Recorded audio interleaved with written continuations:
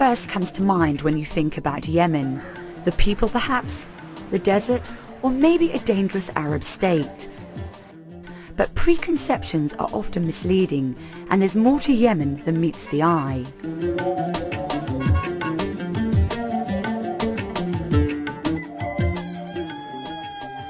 But one fact can't be missed. Yemen is a poor country. According to the UN, in 2002, out of 170 countries, Yemen ranked 144 in terms of human development. Many of its people are not well fed. Disease still claims too many lives. Too few people know how to read or write, and women find it hard to progress. In the year 2000, the governments of the world set themselves defined Millennium Development Goals to be reached by 2015. Halving extreme poverty, using natural resources sustainably, protecting biodiversity, and empowering women are just a few of these goals. If these goals were achieved in Yemen, it would make a marked difference to the lives of ordinary people. But can the United Nations Development Programme really make that kind of difference? The task is formidable, and it doesn't help that Yemen has a problem with its image. For much of its modern history, for much of the world, Yemen has seemed remote and nearly irrelevant. The generations it spent split into two independent and hostile countries. The war between them and their ultimate unification never made front-page news in most newspapers. But then there was the attack on the USS Cole. The guided missile... Some people think of Yemen as a place of wars and violence, another misconception. Yemen is now a stable state with an elected president and government, and Yemen is already making a big effort to fight terrorism and has signed up to all international conventions. But unfortunately, Yemen's negative reputation means it gets less positive attention than it deserves, and as a result, less than its fair share of money and assistance from international donors. Although one of the least developed countries, Yemen attracts less international aid per person than any of the African states.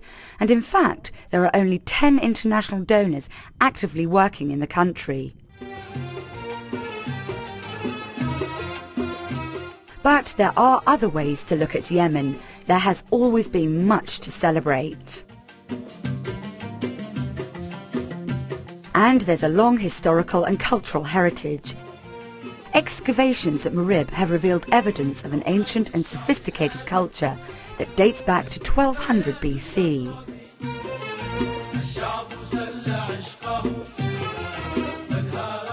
Whilst today Sana'a is a modern and vibrant city.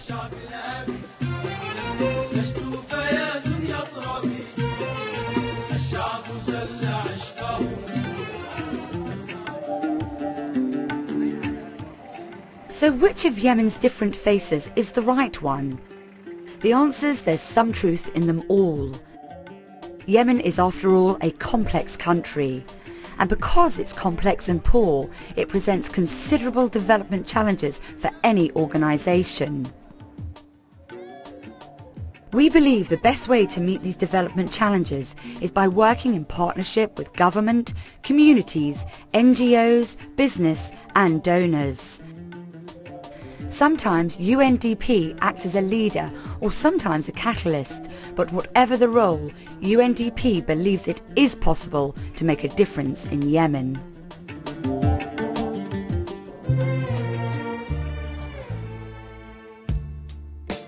So how do we get to grips with the challenge of development in Yemen? It's not only a question of fighting poverty, important as that is, but better use needs to be made of natural resources, protecting the environment, making the country safe to live in, and building political and human rights. This video shows how the United Nations Development Programme is working across the board to make Yemen a better place for its citizens.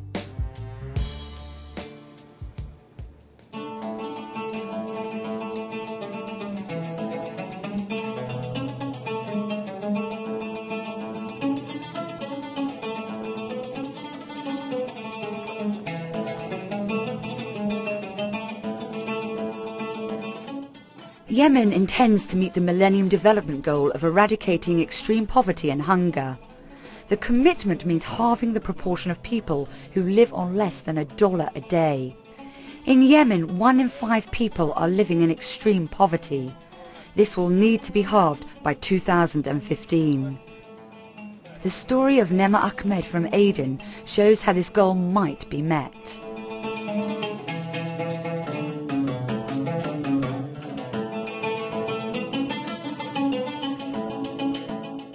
The UNDP microfinance program, MicroStart, lent Nema 10,000 Yemen rial, or about $55, to get a loom made and buy some raw materials. With the loom, Nema and her sons began making the miwas that Yemeni men wear. Nema's husband had suddenly died from diabetes, and she was forced to bring up her 5 children on a pittance of a pension. Times were bad and she had no job. The MicroStart program offered her a way out from a desperate situation. One woman came while I was sitting by the door. I said, "Where are you going?" The woman said, "I made an application for a loan, and when my friend comes, I'll go with her and get the money from the credit society." She said, "They can lend you 10,000 rials." I said, 10,000 rials? She said, "Yes, they give 10,000. Nema got her loan and literally got weaving. She made 1,200 Yemen rial for each mewaz, so soon she was able to pay back the first MicroStart loan. But Nema didn't stop there. She took another loan for another loom, then a third, and then opened a fried food kiosk. Already it's turning a handsome profit. Through her own willpower and a little help from the MicroStart program, Nema's life started to turn around. Huda Mafu of Yemen Women's Development explains how MicroStart made it all possible. In the name of Allah, as we have seen from Ni'mah, she is one of the thousands of cases that have been helped by us. It shows how even a small loan can help the living conditions of a family. But microfinance schemes are just a start. UNDP is thinking about the long term. The next phase will expand MicroStart and transform 3 NGOs into permanent lending institutions. Setting up a community banking system across Yemen could be a lifeline for many more people like Nema.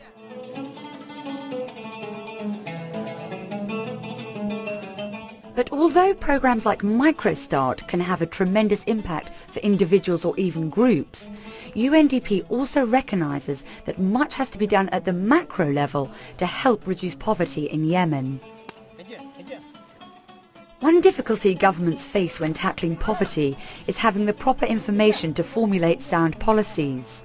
UNDP works closely with the Ministry of Planning to address what the Arab Human Development Report called the information knowledge deficit. In fact, planners cannot do their work without having enough information and data on the relevant phenomena they address. And we used to address the various development issues through estimates or guesstimates. Unless you get the proper information, then you cannot sort of estimate or assess the real phenomena. And with the results of the 1998 Household Budget Survey as well as the 1999 Poverty Survey, we realized the real magnitude of the phenomenon. Technology like this may seem irrelevant when compared to the everyday problems that Nema and her family face, but getting accurate information is vital. Through conducting national surveys and entering the information into a database, the government can now devise policies and programs that are better focused on poverty reduction. By providing support and advice to government ministries, UNDP acts as a catalyst for change. The latest directives from the President of the Republic was very clear to the government that poverty reduction is a priority, and the government's agenda has to take that into consideration to allocate and sort of focus, reorient programs and projects to alleviate poverty. Before my husband died, his dream was to build a room so that we could all get together in one place. But then he died, so I realized his dream for him. I did it from the results of the loan. Now, because I have benefited, I want other people to benefit like me.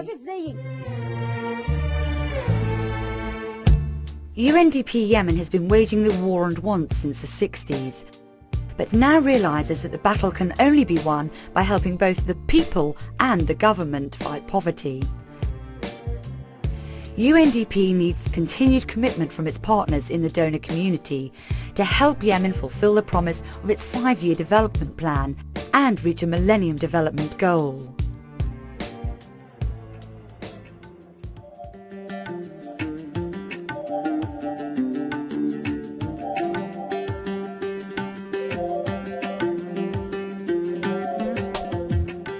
One of the biggest challenges that face developing countries is how to manage natural resources when population is growing fast. In Yemen, a population growth rate of 3.5% a year means there's environmental pressures everywhere. It's a massive problem, so UNDP has concentrated its efforts on dealing with the water crisis. Yemen is one of the most water-scarce regions anywhere. 90% of the country is dry or very dry, and each Yemeni has to get by on less than 140 cubic meters of water each year, 50 times less than the world average.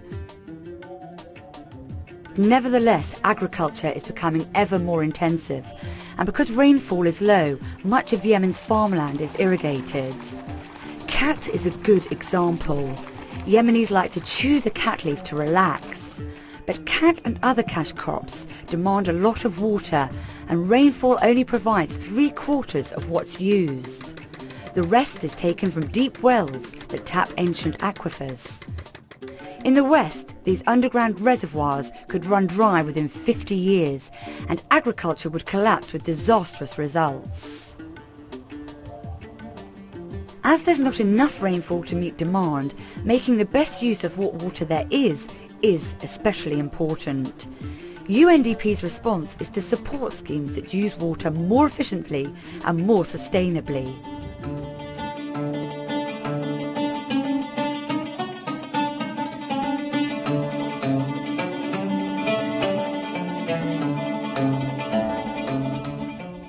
Salama Bathani is Sheikh of Wadi Alain. Once Wadi Alain was a prosperous date-growing area. The irrigation systems here date back over 500 years. But as the canals fell into disrepair, precious water was wasted and the palms died. People began to slip into poverty or drift away in search of a better living. The combined efforts of communities, government and the UNDP were all needed to turn the situation around. وساهموا المواطنين والملاك في هذه المنطقة. The community and the landlords from here all got involved. It was a very good collaboration with everyone doing what they could according to their ability. For example, some cleared the trees by the canal, some did the laboring, and some helped in the construction. The project helped by doing the concrete work, the stone construction, and the small bridges where the road crosses over. Now the canal is over 1.8 kilometers long.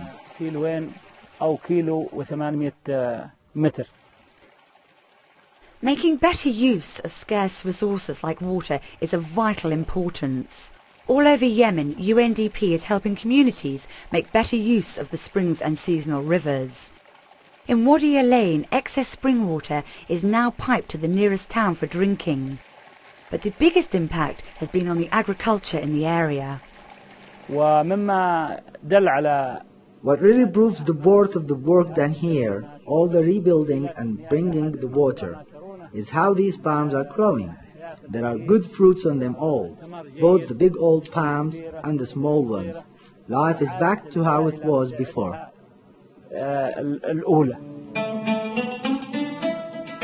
So Wadi Alain has been restored. With date production increasing by up to 80%, people are now starting to return to the valley, and the morale of local farmers is on the increase.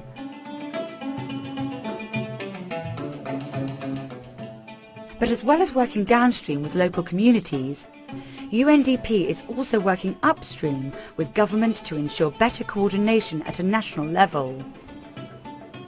UNDP supported the establishment of a National Water Resources Authority. Jamal Mohammed Abdo explains what NARA is all about. The idea of the whole thing is to prepare management plans and to control the use of water so that we can face and make a sustainable use between water resources available and the needs. Because now we have got a gap of more than 1,000 million cubic meter per year. Measurements have shown that the water table in some basins is dropping by up to 8 meters each year, so there's an urgent need to manage water better. The National Water Authority helped draft a new water law that should help. This is especially important because it places the control of water resources closer to the users themselves. The application of the water law will help us really to decentralize the management decisions and planning and monitoring. In the past we had some problems of conflicts between different users, like the conflict between rural and urban, and conflict between agriculture and domestic and industrial. Now we may have an end to them, and in the future we settle all these problems through these committees of basins, which will be representing all the peoples and the stakeholders and users. The new water law will mean that violations by some can now be dealt with, but the emphasis is on getting everyone to use water in an efficient and sustainable way.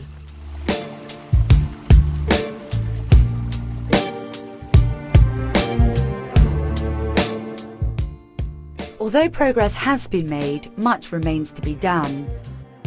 One Millennium Development Goal demands that natural resources are used in a sustainable way. This will need serious commitment from government and people, and continuing support from UNDP and the donor community.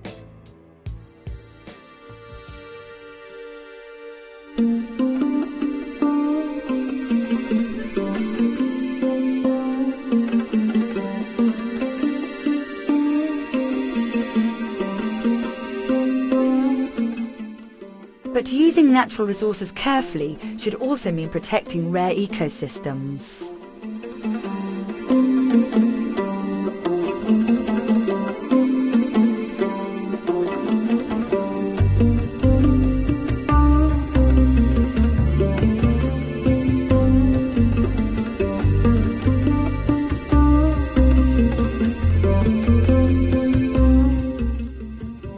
The Socotra archipelago is a very special part of Yemen because of its biodiversity. Isolated from the mainland for millions of years, its wildlife evolved nearly 400 new species, birds, plants and animals that are found nowhere else.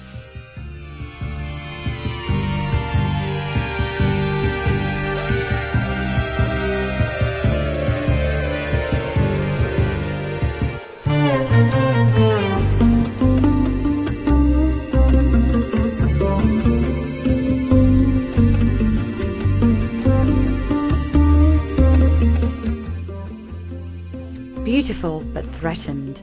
That's why UNDP have mobilized resources from key donors and the Global Environment Facility to help protect and conserve Socotra. The Socotra Conservation and Development Programme is the result. Set up in collaboration with the Environmental Protection Authority, the programme does more than only conserve biodiversity. It also works with local communities to find ways of generating an income from ecotourism. Sustainable fishing is also being fostered. The people of Socotra are some of the poorest in Yemen, but their dream is to continue as the true guardians of this remarkable place.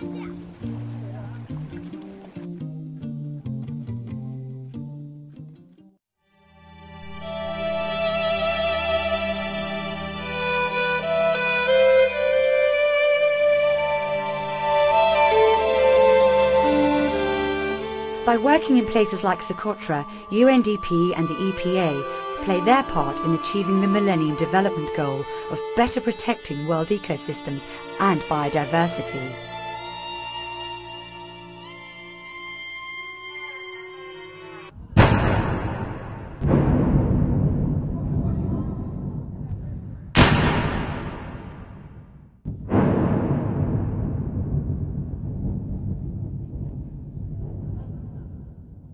But not everywhere in Yemen is as peaceful as Socotra. As the modern Yemen state emerged, a series of conflicts left mines and unexploded shells in many areas. The National Mine Action Programme has the task of making the country safe once more. UNDP is supporting their work. Mine Action adopted an integrated and systematic approach to the task. A baseline survey identified priority areas. Clearance began, and now 8 of the 14 most affected communities are safe. At the same time, an intensive mine awareness campaign cut accidents by over 80%. Now there are about 4 casualties each month, compared to a high of 27. For the unlucky few, the programme provides comprehensive treatment and rehabilitation. It's to the credit of the Mine Action Support Programme that many parts of Yemen are now coming back into use. But Mine Action isn't only about clearing mines, it's about helping people live a productive life again. Although he lost a leg to a mine, Ali Hamoud Ali Salah can now watch his sheep and goats graze the mountains once more. Now the land is back to normal again, although it's not fully cleared yet, because there are groups of Mine Action still working there. But now we've started growing crops and taking our sheep up there. Ali Hamoud's mountain is now safe again. 12 people lost their lives there. He was the lucky one. But there are plenty of other mountains with the same deadly potential. Mansour Al-Aziz from Mine Action knows it's a long-term task. In fact, the Yemeni people need the Mine Action Program activities to be continued during the coming years. And in fact, the program needs many years to declare that Yemen free of mines. We will continue doing so with the support of UNDP and the donors country to support the program. The program needs to continue in risk education, victim assistance, and survey and clearance. So far we are doing quite good, and we hope by the support of UNDP we will do the rest. UNDP was able to coordinate funding from 10 different donors to make Mine Action such a success. And the Yemen government set a good example by observing the Ottawa Treaty and destroying all its mines. But the work of Mine Action is far from over. It will take many years before Yemen is completely clear, and unfortunately many people are already maimed for life.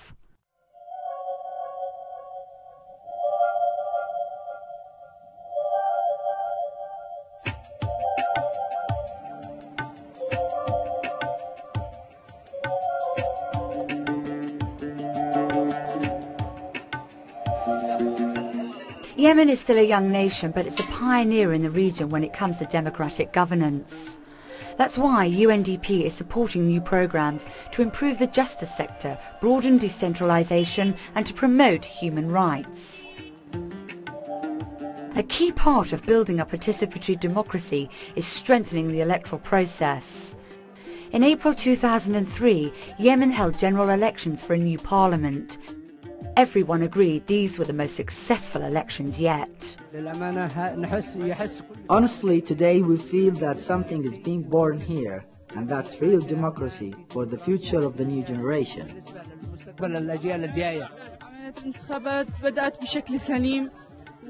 The election started properly and peacefully without problems at 8 o'clock. Voting went ahead in an organized way without chaos.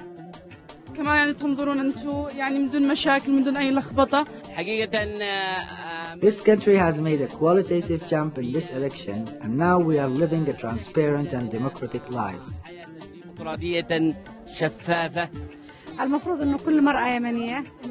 Every Yemeni woman ought to exercise her right to vote as guaranteed in the Constitution and in the law. And by going to vote, she is exercising her right. And Islam has given her this right too. UNDP's electoral support project helped make the 2003 election a big success. As a neutral and trusted organisation, UNDP was ideally placed to act as a leader for the international donors. Eventually, 6 donors and the European Commission combined to find $2.8 million to fund the project. The aim was to boost the level of participation and ensure the election was conducted fairly. An intensive voter awareness campaign made sure everyone knew the procedure.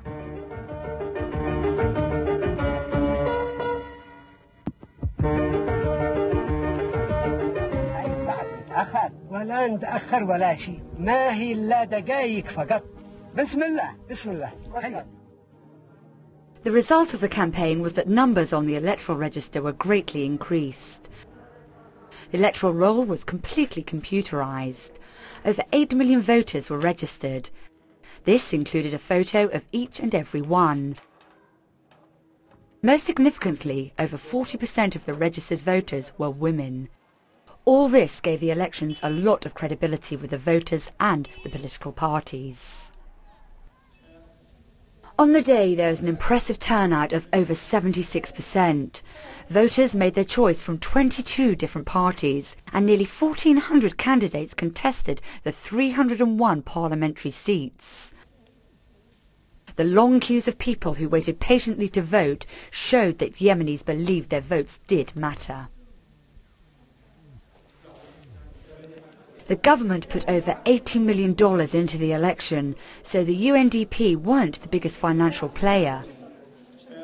But it was the UNDP's ability to find the right kind of technical assistance that was really appreciated. Yemen is rightly proud of the level that its democracy has now reached. According to national and international observers, the 2003 election was largely free and fair. In the press conferences that followed, everyone agreed that it was an immense improvement over previous elections. And by massively boosting the participation of women in the elections, the country took a further step towards another Millennium Development Goal.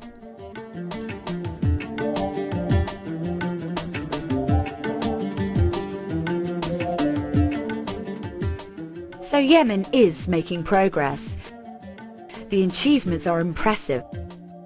Poverty reduction, water management, conservation, mine action and elections have all had their successes on the ground. But all this goes hand in hand with ongoing advocacy and advice. UNDP has been influential in pushing development issues to the top of the government agenda. Former Prime Minister Abdul Karim Al-Irani explains how UNDP nurtures government thinking. Basically, UNDP has always been the, let's call it the incubator for most of these ideas. And government policy has always been shaped by studies, advice, and participation of the UNDP in various fields of development. The collaboration between UNDP and government has now put poverty reduction at the heart of its strategy. As a matter of fact, poverty reduction is today objective number 1 in all government activities, whether in the annual budgeting or in the long-term planning. And the poverty reduction strategy was developed in cooperation between the government, the World Bank and UNDP. With such a positive attitude from government, James Rawley, UNDP's resident representative, believes it's time the international development community starts to commit the resources that Yemen deserves. The international community needs to provide additional and indeed expanded support to Yemen to allow it to progress on key development areas. These include, for example, poverty monitoring and reporting, and a host of democratic governance issues, further improvement of the elections, human rights, decentralization, and areas such as mine action, water resource management, and biodiversity. All these areas are promising ones for the international community to invest in, and based on the success in recent years, I'm confident that additional investment in these areas will also reap major dividends. But this investment will need good coordination and the right skills to be really effective. UNDP believes it's well placed to pull everything together. Well, I think the fact that we're the United Nations sets us apart from other development organizations. And in particular, it greatly facilitates our building of networks composed of the best of Yemeni talent, coupled with international expertise from the UN system and outside the UN system to tackle key development challenges. In addition, this partnership building oftentimes extends to resource mobilization from donor countries, as well as from organizations such as the World Bank, the European Union, and indeed the private sector.